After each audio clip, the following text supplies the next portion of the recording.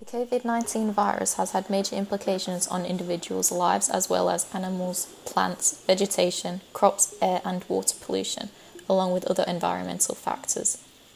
Research discovered both positive and negative consequences on the surrounding environment, such as reduction in air pollution and litter around public areas caused by the restrictions as people are forced to stay home more. On the other hand, implications surrounding waste has become an issue, as the use of plastic gloves, masks and hospital gowns manufacturing have all been increased by 40% to meet COVID-19 demands. Not only excessive amounts of plastic have been thrown away, grocery foods are also being tossed out as panic buyers purchase large quantities of food that then reach their expiry date before being consumed. Usually around 1.6 billion tonnes of food is wasted each year. As a result of COVID-19, that has dramatically increased as 65% of closed restaurants are forced to throw extra food away. Farmers are also impacted, resorting to make mulch from their vegetables and donating 750,000 pounds of food to those who need assistance. Single-use plastics is one of the greatest threats to the environment. According to Hong Kong-based NGO Ocean Asia, approximately 300 million tonnes of plastic is produced worldwide every year, with more than 8 million entering oceans annually, which endangers the ecosystem of marine wildlife. With the emerge of COVID-19 pandemic, threats to further exacerbate the surge of plastic pollution, people have shifted from worrying about environmental impacts to preferring plastic equipment and packaging due to hygiene and health reasons as a result of the pandemic. Masks, gloves and other medical equipment is plastic, and much of this is being used and thrown away carelessly. However, studies show that these products are not necessarily safer than reusable alternatives with respect to COVID-19. The virus survives as long as on plastic as it does on any other surface, such as stainless steel. Experts say that plastic goods are far from being the most hygienic or beneficial either to public health or the environment, especially over the long term. The popular statement that COVID-19 has had positive effects on the environment while everyone's staying at home might sound extraordinary, but in reality, this is only temporary. With lockdowns fading, many experts predict bad possibilities will occur, such as more traffic, more pollution, and climate change that worsens faster than ever. When the lockdown was widespread in early April, the daily global carbon emissions were down by 17% compared to 2019. However, in early June, new data only indicates a 5% downfall. For example, in China, as the first country to shut down and the earliest to reopen, there has been a dramatic decline in air quality due to manufacturing and transportation. In addition, a lot more permits are being handed out by the government to stimulate the economy, and that actually leads to an increase of emissions. These offer a preview of what could happen elsewhere, and it will definitely cause major health and climate problems in the future. Coronavirus has created a positive change in the environment in terms of pollution. Since measures such as quarantine and lockdown have been introduced, air pollution levels have dropped significantly.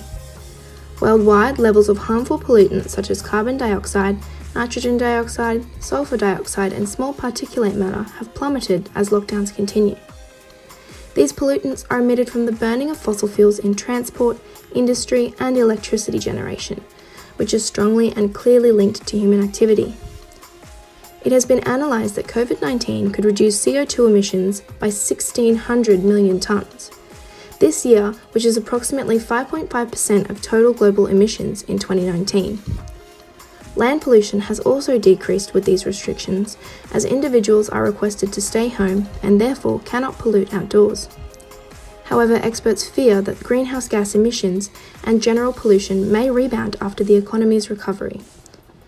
Ultimately, we must collectively approach our environmental crisis with the same urgency as we have the COVID-19 crisis, if we are to improve the effects of global warming. To conclude, the coronavirus pandemic has altered the world environmentally. It has done so both positively and negatively. Some design solutions to cater to a more eco-friendly environment, as well as supporting the community during this pandemic, would entail supporting local farms and businesses, minimising transportation to aid in continually lowering air pollution, and creating a closed loop with plastic manufacturing industries, or possibly finding alternative plant-based materials for masks, gloves, and other safety equipment. Another potential solution is awareness and ensuring the general public is becoming and remaining well educated about these issues. Overall, this virus has majorly altered the way the world works, particularly in terms of the environment. Humans are finding new ways to adapt to change and must also consider the equally dangerous, yet not as fast-acting climate change pandemic.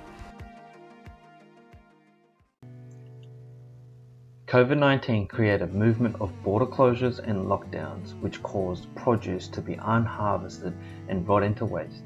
Australia alone wastes over 5 million tonnes of food each year, which ends up in landfill. Food waste can be composted, turning into fertiliser, helping agriculture, which farmers benefit from. The goal moving forward is to find a solution to educate others with circular economy, the nature approach, in which we benefit from, and to also search for an easier method in composting around cities. When food is wasted, we waste all the energy poured into producing it: water to grow, harvest, transport, and packaging. When food rots into landfill, it takes up valuable space and creates methane, which is approximately 26 times more potent than carbon dioxide. By designing an eco-friendly compost bin built into every household and around public areas, global greenhouse gas emission will decrease significantly, helping the environment. It will also benefit on increasing soil improvements to agricultural sector, reduce the need for applications of water, herbicide, pesticide, and soil erosion. Since the rise in plastic use, factories manufacture more than 8 million tonnes of plastic, which all ends up in the ocean per year, which is equivalent to around 33,800 tonnes of plastic waste each minute into the ocean. The main aim would be to find an alternative material so that people can still feel a safety net of personal hygiene but also have the added benefit of protecting the environment. Objectives would be to source biodegradable materials, educate others that there is an eco-friendly option, and to minimise toxic waste. Research has suggested the use of multi-use materials like natural cottons, but this won't be effective for hospitals who rely on single-use plastics. For things such as masks, gloves, surgical gowns and other safety equipment, plant-based plastics can be used as an alternative material.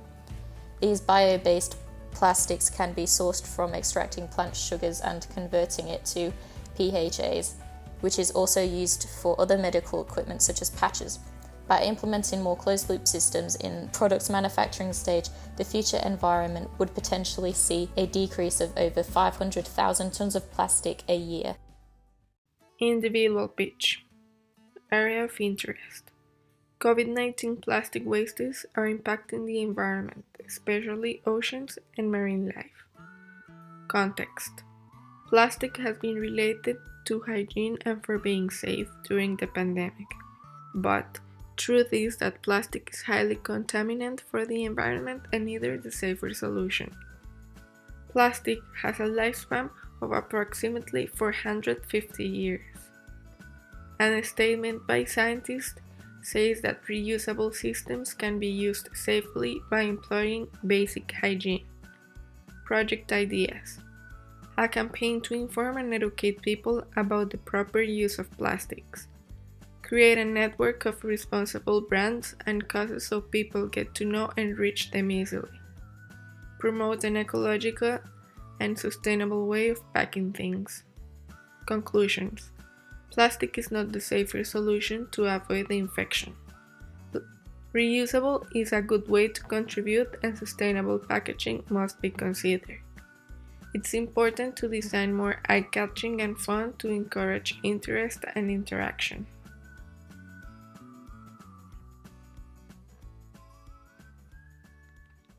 Thank you.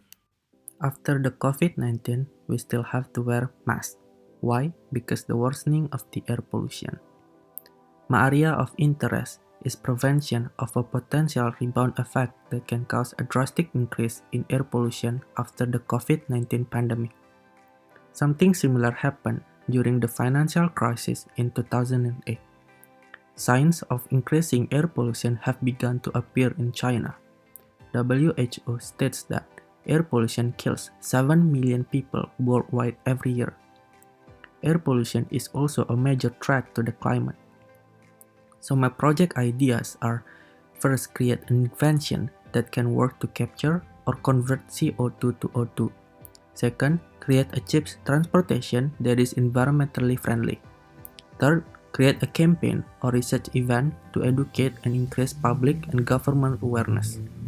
Fourth, develop an alternative energy source that is environmentally friendly. In conclusion, the reduction in air pollution due to the COVID-19 pandemic is only temporary. So solutions are needed to reduce air pollution in the future. As COVID-19 continues to change the world environmentally, it is crucial for interior designers to integrate this new normal into workplace design. Businesses are being urged to plan and redesign spaces to accommodate for their employees' safety and new social practices. A method to better cater for a cleaner environment is the careful selection of interior materials. Germs tend to remain longer on stainless steel, plastic, metals, and wood, which are general surfaces in any workplace. These surfaces can be treated or made with microbial properties, such as copper or silver, with the ability to destroy any microbes in transmission and reduce the spread of germs. Surfaces with antimicrobials will transmit significantly less organisms than a non-treated surface. Microbial materials are also a more sustainable and environmentally friendly choice. Specified materials that are non-porous, easily cleanable, and can openly reduce infection rates could be the guide to the safest workplace environment.